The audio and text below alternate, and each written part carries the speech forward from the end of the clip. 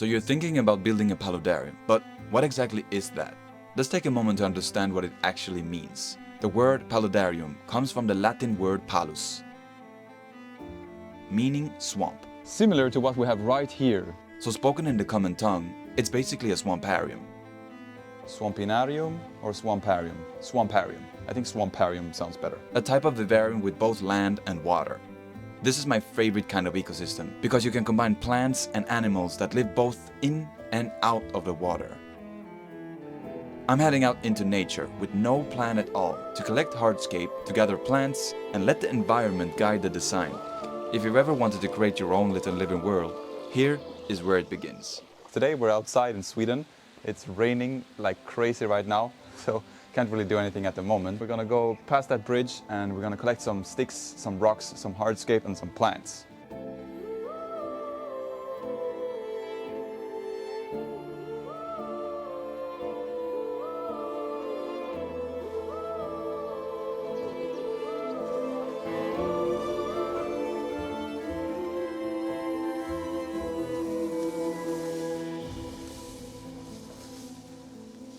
Oh, this is stinging nettles.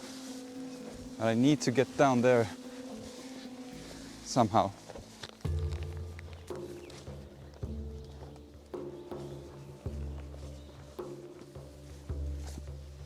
I think I just found a school of sleeping tadpoles. Look, they're all sleeping. Let's go a bit closer.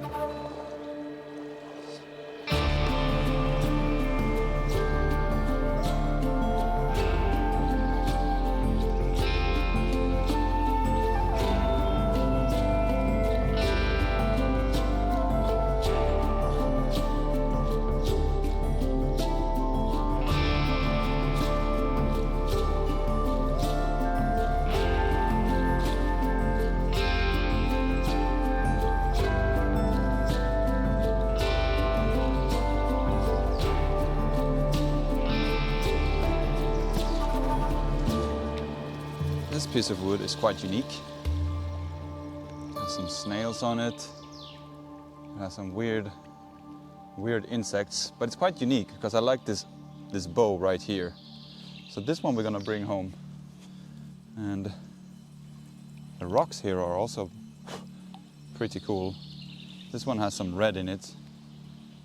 This one we're definitely gonna bring home. Let's put these in the bag. See, I have these quite rough plastic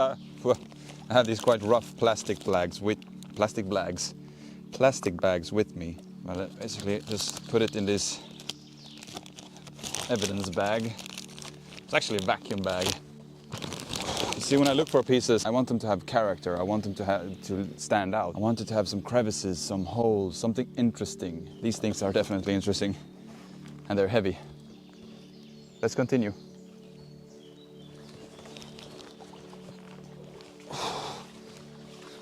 And what I love about these rocks, I don't think you can see it in this light, but they're like red, wine red. So what I'm doing now is just collecting some smaller rocks. Whoa. And when you're doing this, make sure that you're allowed to do it. I know the owners of this area, so it's okay.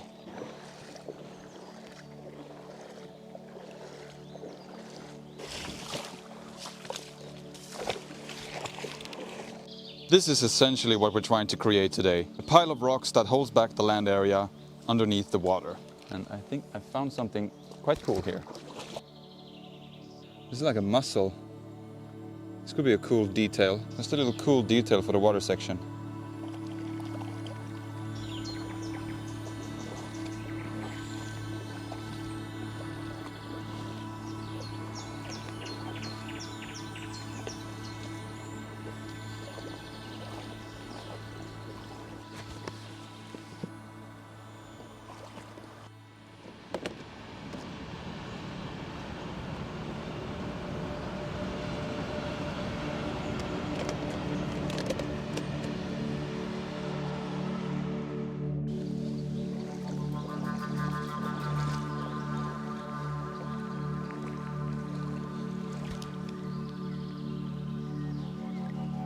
Another mussel.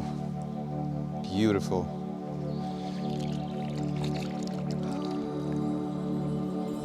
This is beautiful. Look at it. Look at all these tangly, spindly parts. Oh, wow.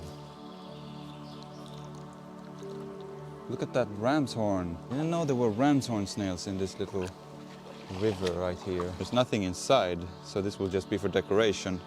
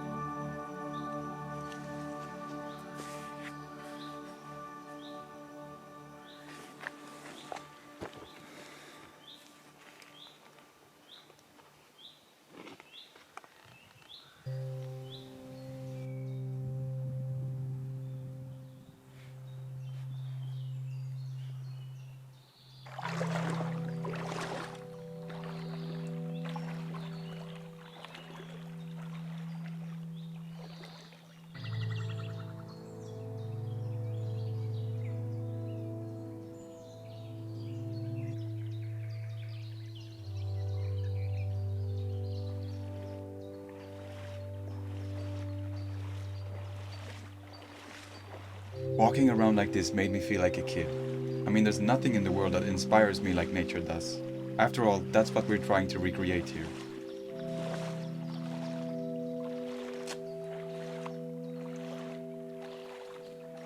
Now let's get back to the studio and assemble the swampinarium. This is what I like to call the mise en place, which in French means everything on its place. This term is usually used in the kitchen. Before you start cooking your dish, you take out everything that you need, everything from tools to cleaning supplies to the ingredients. And this truly makes the world of a difference. Because if it's messy on your station, it's messy in your head. The ingredients for this paludarium are leca as drainage layer, mosquito net as a divider, soil mix, which consists of organic topsoil, sand and super small leca, but you can definitely use just topsoil.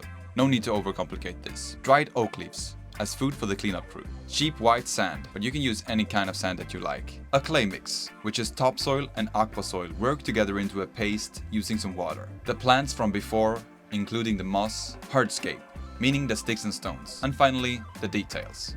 Now this process is very messy, so make sure you prepare your cleaning tools as well. I always like to have my trash bag nearby, some paper, this is the spray to keep the plants from drying out. I have some gloves, towels, and this thing, a vacuum cleaner. Now this particular vacuum cleaner can suck out both water and soil, so it's a wet and dry vacuum cleaner. Best purchase of my life. You don't want to get started and you spill something and then you have to walk all over it. Instead you can just grab the vacuum cleaner, suck it up immediately and get going. This is the aquarium we're going to use today.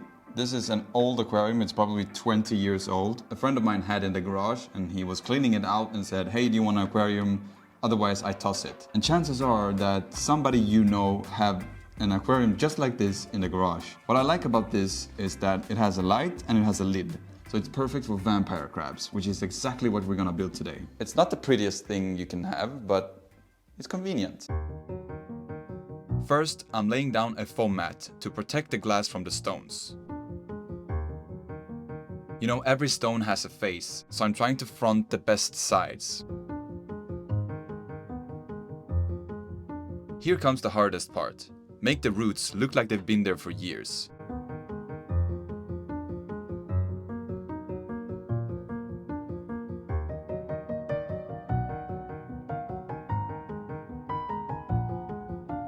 It's important to close the gaps in between the rocks with some filter floss.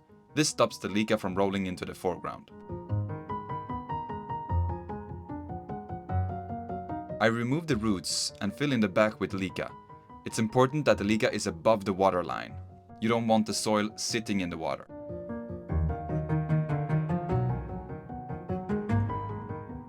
On top goes the divider that divides the drainage from the substrate. This is mosquito net. You can find this in any hardware store.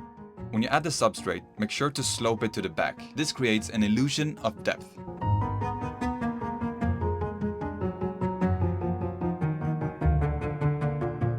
The moss will act as an edge, stopping the substrate from falling into the water.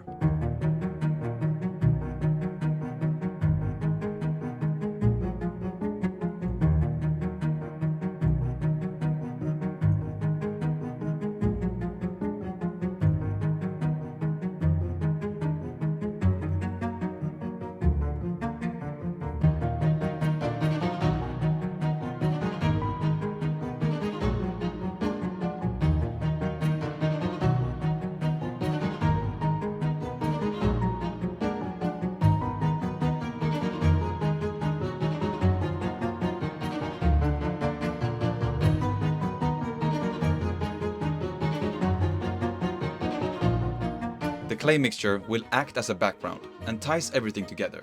Make sure to add a thick layer. Now it's all up to you to decorate the swamparium however you want.